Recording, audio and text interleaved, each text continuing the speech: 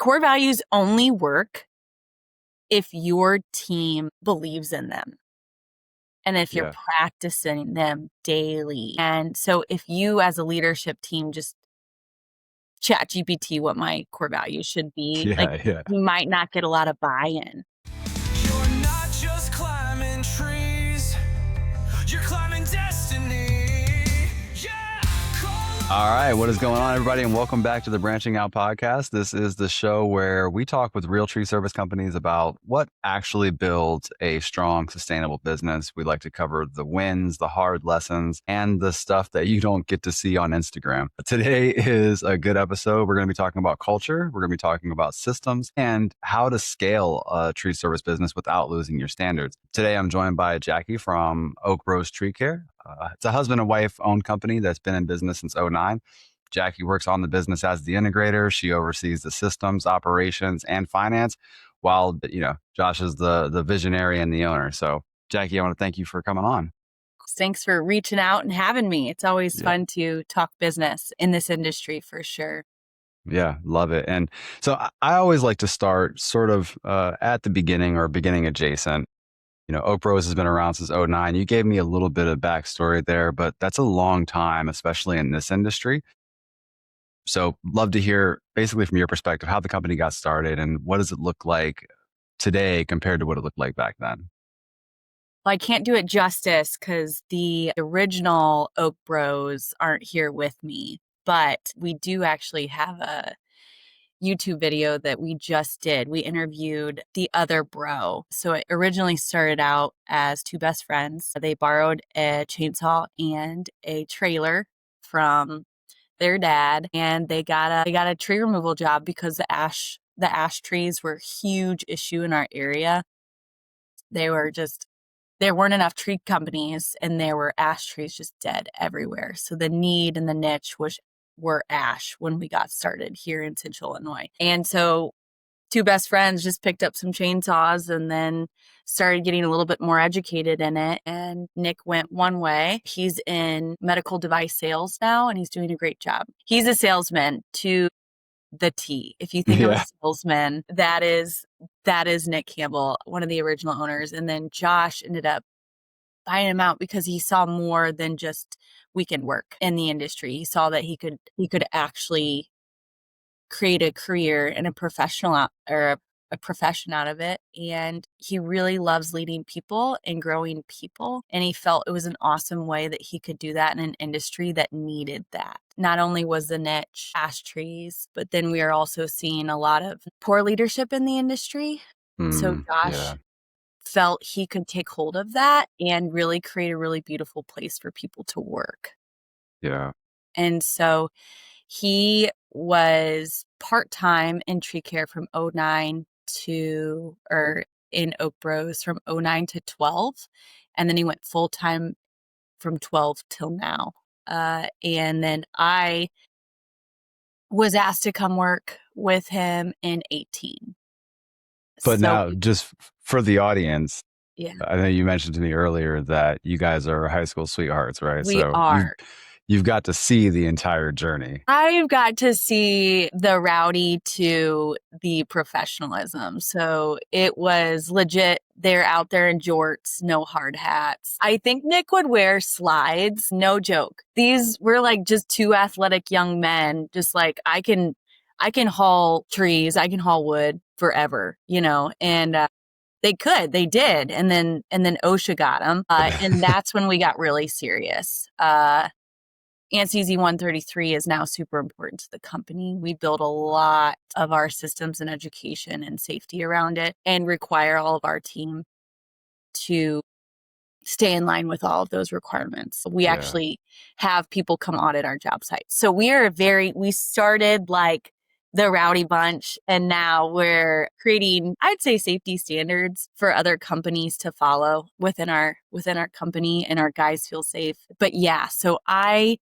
got to see it from the ground up as an outsider. Like I would bring lunch and then I would leave the job site because something crazy always happened. I'm like, I'm never coming back. Like this is rowdy. This is not scalable the way you guys are doing things. Like there's got to be ergonomics or something. And so we're all learning the industry at the same time as as children, I would say. I mean, Josh was, I think he was 18 when he started the company.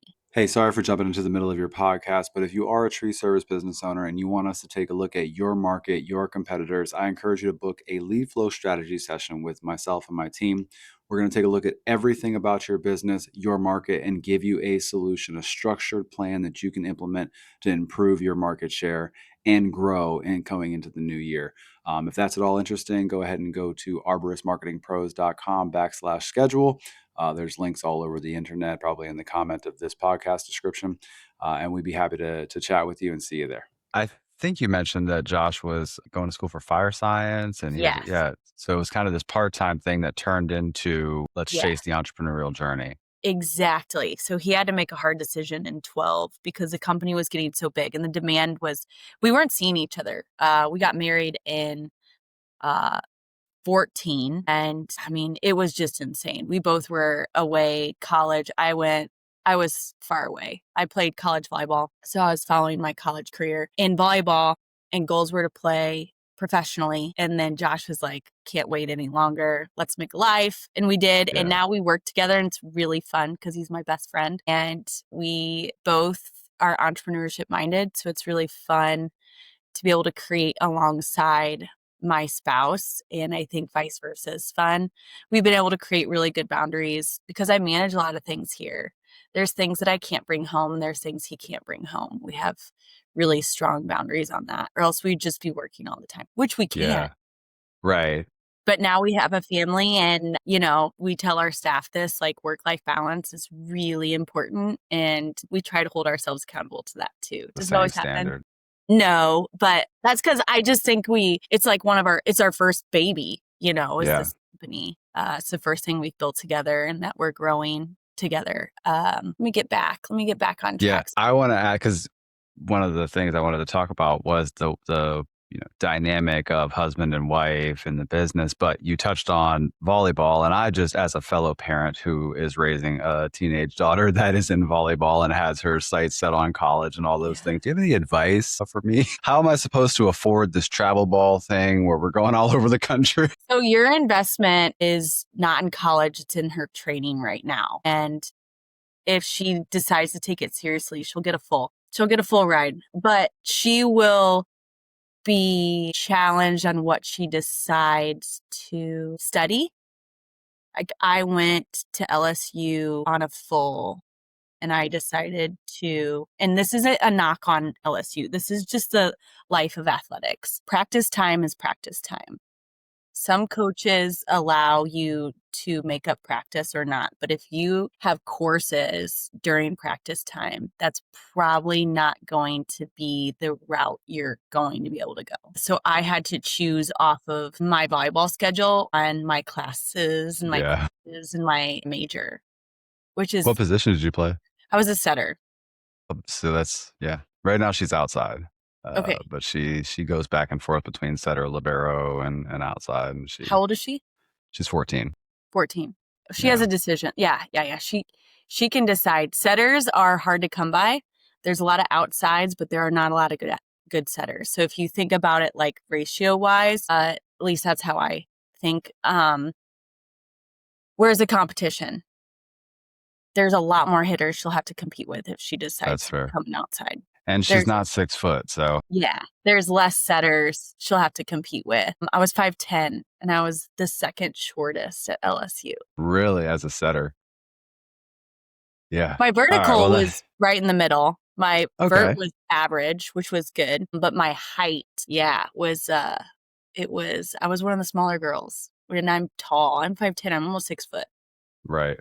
Yeah, we went and watched some... We'll get back, if you're listening to this whole thing, we'll get back to tree stuff in a second. I'm just being selfish, but we went and watched some like semi-pro. And the sport is so dynamic. And it's so interesting that we got on athletics because it taught me how to build a team of winners. I didn't share this. I was a 3-time All-American and national champion. So Josh, and it's why it's really fun with Josh, because he's seen me compete at the highest level. He knows I'm driven. He knows He knows I only align myself with people that win. I just don't know any other way. I don't know how to support someone that's okay with yesterday. Mediocrity. Yeah. Because I've always been driven by stats. I've been driven by beating yesterday. I was the first one in every single drill because I knew I would get 30 to 40 more reps than anyone else out there. So it's just, I was built that way. I'm built that way. And Josh loves that. He's like, dude, you are going to be in charge of building a team. And I've been coached by really good coaches. I've been coached by really bad coaches that made emotional decisions rather than tactical and measured decisions that were actually off of real data. And I thrived. Who I won nationals with and who I got 2 All-Americans with was a coach that gave me boundaries, but he allowed me to thrive within those boundaries. So he's like, here's the expectation. However you get there, cool. I trust you to do it. And then there's a coach that I had that was calling each play from the sideline. And I had zero control over, and I couldn't have a conversation with her. Hey, like this middle is late. Every single time I set a slide, can I run more slides? Like that's not happening between points, between side outs. And I got to learn a ton about leadership and how to lead. And then if you start micromanaging someone, I learned that you actually don't trust them to fully delegate. And then you have to figure out, why don't you trust them? Are they not aligned with the vision? Do they have the, get it, want it capacity, right? Like the people analyzer and traction. And so volleyball and athletics has allowed me to develop a very similar skill set in business with my team. Mm-hmm. Now, is my team perfect all the time? No. Am I allowed to be like, hey, get on the line? Yep, you made a bad phone call. No. Yeah. Right. And so that transition for me has been a little bit more difficult because in athletic, it's a very quick decision, move forward, sub 1. And then that person has to decide what to do. But that's not how business works. And so it's been really fun. Josh's support and this is a gift that you have. We just have to mold it to where it's not so black and white and cutthroat. Because then, that's not fun working with someone that doesn't trust someone else. Or if there's one error, it's sub 1. But luckily, that wasn't what I had to do on teams. Like if my outside just bombed the ball out, I'm like, I'm giving it to you again, and you're gonna get a kill. And they're like, sweet, because I needed her to know I trust you. Like it's okay. You went for it on that one. Chill out. It speaks to, it speaks to one of the things that I often see a lot of business owners make the mistake of, which is, they think that they're looking for the perfect person that's going to understand exactly what they want them to do the first time. And, what we've had to figure out in our agency is I need to let people make mistakes. Yes. And as painful as that is, because I know the right way to do it, I've got to let you bump your head so that you can learn a lesson and then be more efficient in the future. Yeah. And we really believe failure is growth. If you're not failing, you're not really growing. But that's because you're not challenging yourself. So if you're consistently doing something that you're comfortable with, there's not a lot of growth in that. But if, we tee up a huge deal that we maybe don't get, but it's your first one, we can't measure how well you did that. We can measure how you approached it and change things from there. But just because you didn't close that deal doesn't mean you're bad at it. It was your first experience. Now we know how to move forward. It's like practice, right? And then you get better and you get better and you get better, and then you can execute and you can win.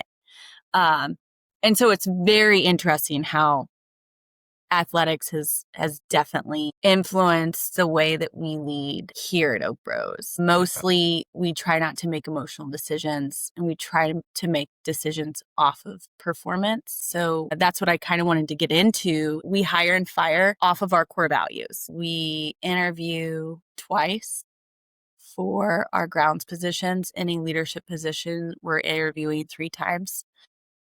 And the interviews are all different. For example, it's just, this one's one of my favorites, and people that know me have known that this is one of the questions that we ask. And I'd like to hear what you think it's measuring.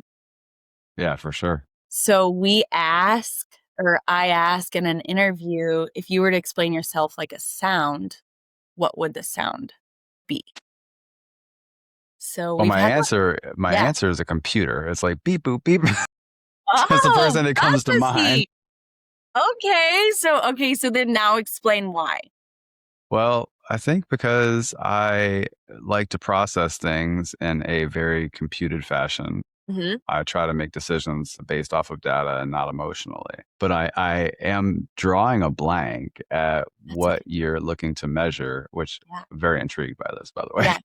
Okay. So this one, it's really difficult to get character out of someone. And then also we can see if someone is driven off of anxiety or can follow instruction. Some people say like the sound of the ocean. So I think that because it calms me. Did they describe themselves in a sound? Do they know themselves? Yeah, I'm sure. I would imagine that you have received some wild responses to that question over Wild. the year. Some Yeah, have been so fun. I think one of my favorites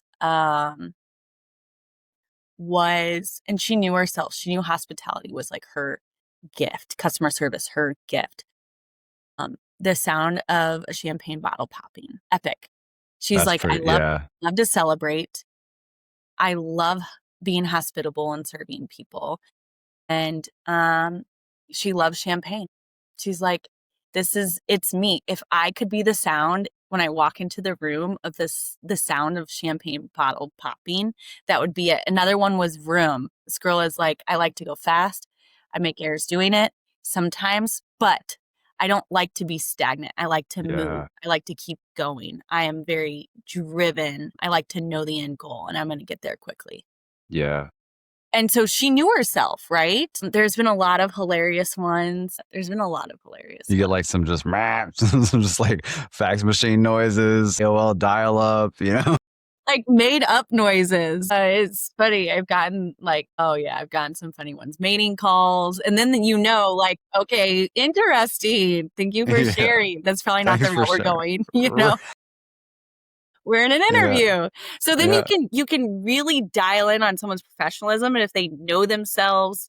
Some people pause, which I think is really, really important and impactful. A healthy pause is so great when you're trying to present yourself or sell yourself in a way or sell anything. And then you know that they're making an actual calculated decision and they're not pressured by this question. They can actually slow down and be like, what would my sound be? yeah, And so that one's really fun. All of our interview questions align with our core values. So we have stuff about honesty. What does family mean to you? Because we're really trying to see character in this interview. yeah, We can teach anyone how to answer the phone to script, but I can't teach you to smile and love your job and yeah. enjoy Exactly. that on the phone because you can hear the difference, right? So smile and dial is one thing that's really big. I don't know. We can get to the core of someone a little bit quicker because our interview questions are set up with our core values. And I just really think it's a disservice to whoever we're hiring if they don't realize that's the expectation from the get. Yeah, I don't want to waste their time. I want the shoe to fit, and I want the shoe to fit for a long exactly. time, you know? So what would you say? Yeah, what would you say to? Because as you can imagine, as I can imagine, there's a ton of companies out there that this is all brand new. They've maybe have heard about it, but it kind of has this like woo woo concept about like that. So like, how would you very practically, if you already had a business that was up and running, and you decided, you know what, I really want to start installing some core values into the business, short of just printing them out and putting them on the wall, what are the ways that you would say, how do you install that into your existing business? Yeah, I would sit down with your leadership team and I would ask them what's important to them. And I would ask them, what does our company represent within our community? What do we want to represent within our community? What do we want to represent internally? And then what do we want people to feel from our company? Not only is it tree care, right? But it's service. Like how often, are we getting poor service? Often. Yeah. Sad, right? And so core values only work if your team believes in them and if you're Yeah. practicing them daily. And so if you as a leadership team just ChatGPT what my core values should be. Like, Yeah, yeah. you might not get a lot of buy-in. So Yeah, I 'cause would, you also have to enforce them, right? yes. And so, like, where do you enforce them? You enforce them in your performance reviews. Like, you set up your company around these core values in how you want your company to really like run culturally, I would say, because there's systems and then there's culture. And the systems do not work without good, fun people and that have the buy-in to the vision. So the way that we got started, Josh asked me to start in 2018, and accreditation through TCIA was super, super important to him. He wanted to become an accredited company because that allowed for accountability for Josh and I as leaders. They come in and they audit the company. And if we're not doing these reviews, if we're not doing our safety meetings, our huddles in the morning, it's a disservice to our team members. It's a disservice to the customers that we are servicing. So we just wanted to be held accountable to the highest standard that we could get to in the industry. And that at that time was accreditation through TCIA. And they sent me a cute little drive with a business plan that think from the 90s maybe, that they wanted me to just like kind of work off of, like, this is the Yeah. footprint and these are the qualifications and things that I needed to meet. And so I call them and I say, hey guys, this is a great starting point. I like the need of the business plan. Can I implement traction? Can I implement an EOS system? Is that going to be allowed when you come? Because I will not use this. This is not repeatable or scalable. I can't do this. And they were like, When you oh, okay. Well, thank you. Yeah. when we talked earlier and you were like, "Yeah, I'm the integrator," I was like, "Yeah, there's some EOS going on in there." Yeah. Yeah. Yeah. Yeah. And I don't believe in like, I feel like people have researched business, and business, like, industry is industry to industry, but business at its core is business. Yep. And that's what I'm good at. And so I call and I find what I'm comfortable with scaling with our company. And I felt EOS was the best plan. And TCIA was like, yep. And then 3 years or 4 years later, they implemented EOS, which was EOS, that's really amazing. cool. And I'm like, oh, I was ahead of that. Just, Yeah. I would love to help with this. No, yeah. just kidding. I don't do everything right. Like, I don't run a level 10 meeting. For our team, issues became negative. So you just have to figure out Right. in your group. So like Death by Meeting, great book. Yeah, 'Cause I haven't read that one. we all like are not really huge meeting people, and they can get derailed really quick. I don't know, we integrated, I'll get back on track. We integrated EOS in 18. And from there, I was able to sit down with Josh. At that point, it was just Josh and I and a few crew members, and I didn't see him. We worked till 9 p.m. every night, and we could do that, but we wouldn't have a family. We were like 4 years into marriage at that point, and it was not sustainable. We grew as far as Josh could grow. Yeah. And so I'm like, if we want to grow this company more, I think this is the best plan so far. And so I integrated EOS. We came up with our core values. And ever since then, I'm constantly implementing something new with the change within our company. I am onboarding things that fit. Are we Yeah. completely ran on EOS? No. But do we have pillar goals every 90? Yes. Are they being met? Not all of them, but then we're plus and minusing things. We do the people analyzer. It's really easy. If there's disgruntled or miscommunication in the office, we try to take as much emotion out of it, tell what we like about each other. It's really great. And there's a chapter in Traction that you can just run through. It's nothing that I've made up. It's just I've been able to be given the opportunity to use EOS and other really cool business tools here at Oak Bros, and we've been able to scale. Yeah. And the rocks we built the company on was the core value and the vision and our niche. Like, what is our niche, right? Yeah. And staying in line with that and making sure every decision, every new pillar goal created aligns with the vision. And then if you're able to do that, you can scale quick. Exactly. But it is hard if you don't have someone that is holding true to all of these things and developing around it. I love what you Because it said can, about like you can't just chat GPT your core values. Like you yeah, have to it has to be something that is real and authentic. yes, You also, you mentioned about, obviously you're not just trying to grow revenue, but you also want to grow people professionally. mm-hmm. Within the tree care industry, you know, you can imagine that a lot of people are like grow them professionally, but obviously there's ways and there's trainings and career paths. And so would love to hear about how you think about transitioning, moving people up within the company, identifying different career paths and goals for them. Yeah. So I was able to have an experience in one of my careers that I think really impacted this. I used to be a cosmetologist and I separated my elbow. It's a whole story. So I retired and came and worked here.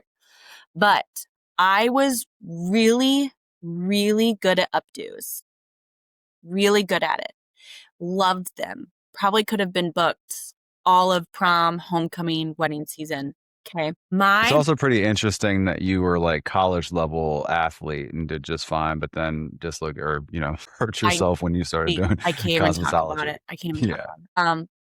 So I have this boss that just I'm good at makeup too. And no one wanted to do the makeup. I'm not sure why, but I felt it was a disservice to the company because I could crush these updos really quickly, really good at organizing, breaking down the head, blah, blah, blah, having a good consultation with the client. And no one knew this. No one knew this. No one even asked. So I'm an employee. I can see where I can add value. No one's asked. I'm new to being like in this world of career. Like I'm an employee. This is new. I don't know. I don't know the boundary. I don't know where I'm allowed to like, hey, this is what I can do. Like there was no opportunity for that. There were no reviews, nothing. And I was like, I can never lead someone without knowing what they love about the industry. And so we really try to ask those questions. We do personal goals and we do professional goals here at the company, including like the professional goal is like the pillar goals is what we do. And is it aligning with the vision of the company? Yes. Who's creating the pillar goal? Not me. They are. Our staff is. And so education, getting back to that, we have a master arborist on staff and he loves teaching people. Loves it. He just did a class at Expo and he crushed it. He did so That's good. And amazing. our team is just so proud of him, and I know that he's proud of himself and he's constantly educating himself and we support it. We're like, what do you want to do? Yeah, Where do you want to be? totally. Are we using you? We actually just had a big meeting yesterday and none of us liked the meeting. None of us liked it. And I was like, what's going on? Why don't any of us like it? Like, it's because the responsibilities we were given, none of us feel were our specialty. Like Yeah, we're not utilizing our assets. Like this is an asset. To me over here, I'm seeing this as liability. Like this is something I'm procrastinating. I don't want to do. yeah, It needs to get done, but should we be giving and taking all of their time from that? No. right. We should be supporting the things that they're good at that no one can compete with them on, Yes. and making sure we're having those conversations and letting them know that they're supported and encouraged. We pay for education here. We took our whole team to Expo in November. That's no small task. No, it's not. But they love it and such a culture thing. We have a team meal. I don't know. We really want to invest in people. One of our sales arborists, one of his things is he wants to get better at leadership. Cool.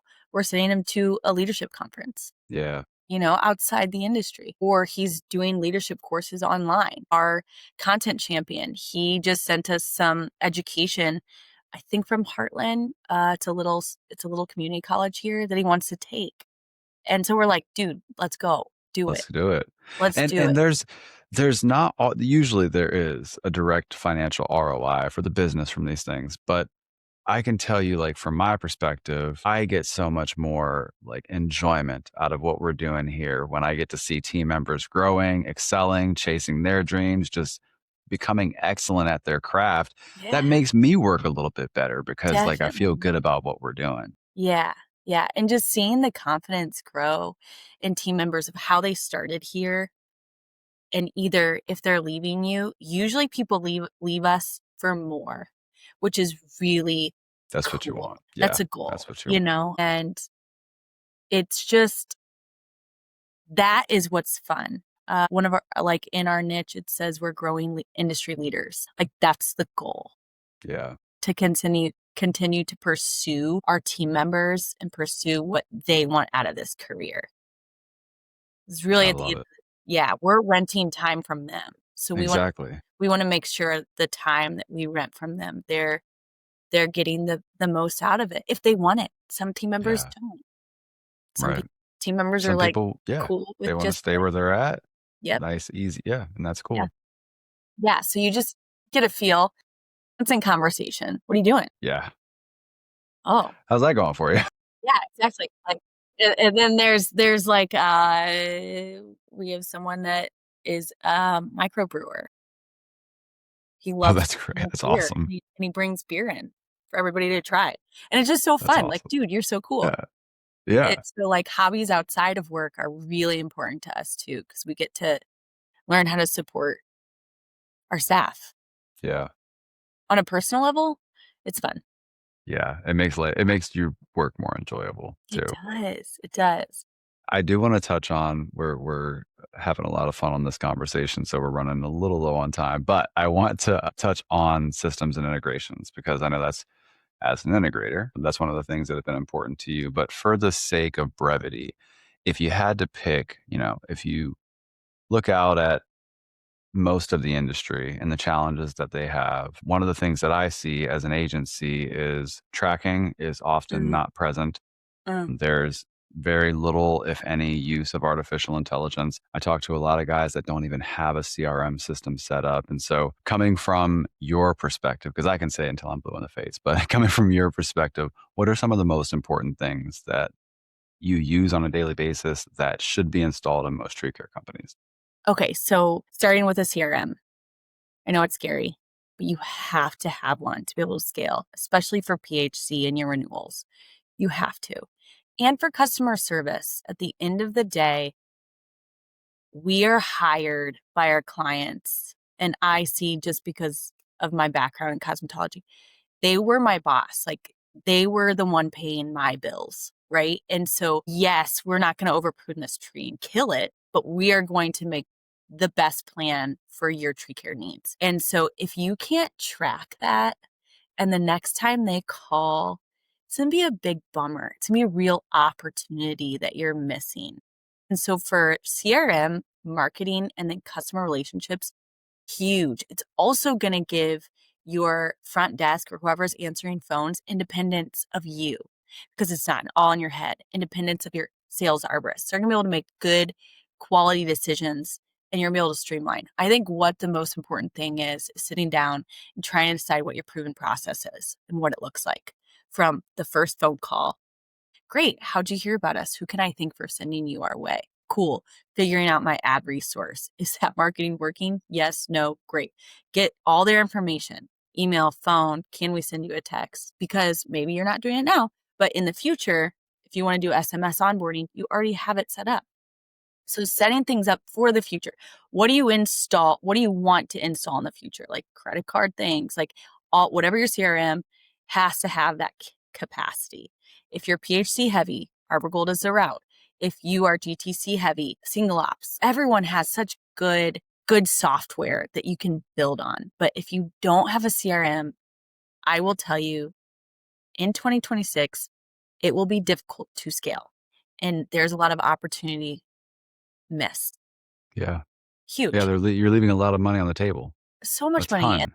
And then Yeah. how do you know that you're invoicing correctly too? Like, are you leaving that just in QuickBooks? Who's in charge of that? That was one of our biggest things.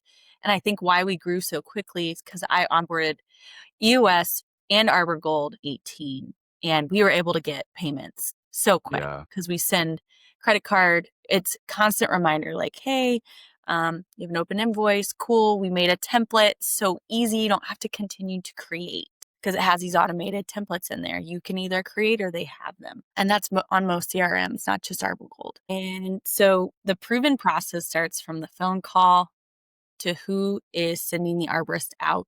That's what ours looks like, and what you want your process to look like from phone to renewals, right? To next year.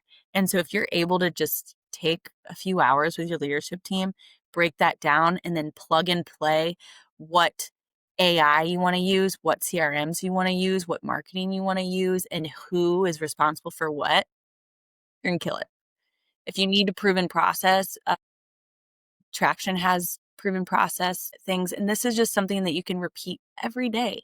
Your salesman knows Alicia's going to call for schedule coordinating, and we're 6 weeks out. You're going to get in what to expect email once you sign the work order. Even Arbor Gold gives people options to decide what services they want, and then you could even turn that off. So that it takes a lot of back and forth. It just streamlines things. You can do things a lot faster. Quality and quantity is met here with the CRM. And it feels like, I'm empathetic to the fact that it feels like a huge undertaking. But any automation kind of feels that way. It's like I have to carve out hours to set this thing up. But once I have it set up, I get unlimited returns on that time by not having to do it. Yes, unlimited return. It is actually really beautiful. We onboarded a brand, like if you're planning to hire someone else in the office, it's a great way to keep them busy in the beginning, and then they can specialize and then they can teach. Yep. That's the other portion. Like if you are a leadership team, you don't have to know all the things. Let someone else that's good at tech, that loves that stuff, take that. Ask them to start reviewing and interviewing these companies off of what your proven process is. But if you don't have what you want your day to look like, then I would start with that, because otherwise you're not going to know what you need, and you might start with the wrong thing. 100%. And so if you don't have like your rock of your proven process, what you want your core values to look like, how do you want your people to be receiving an invoice? Because I know that's important. Some people are on paper still, and you can do that. You can still do that with Arborgold, but now you have it tracked. Exactly. It's not in a file. It's in a safer spot, I would say. Yeah, safer, and there's data that we can leverage, right? Like, exactly. One of the things we always want to tie into is the invoicing platform, so that we can figure out what campaigns are actually generating what ROI, but I can't integrate our platforms with a file cabinet, right? So exactly. it has to be Or, digital. we do all of our oak pruning in the fall. So what do we do in Arborgold? We went through and ran the report for oak pruning, and any oaks 3 years ago, we contacted those people. We're like, hey, we're running a pruning special. We prune oaks, and the last time it was pruned was 3 years ago. Is up for another pruning. Can we come out? Yeah. And I think we had 10 closes out of that. That's 10 closes, and it took us 2 minutes. Right, exactly. Because you have it systematized. Exactly. Jackie, this was amazing. There's probably going to have to be a part 2. Okay. Because you've got so much information. I've got a list of questions we didn't even get to. Shoot.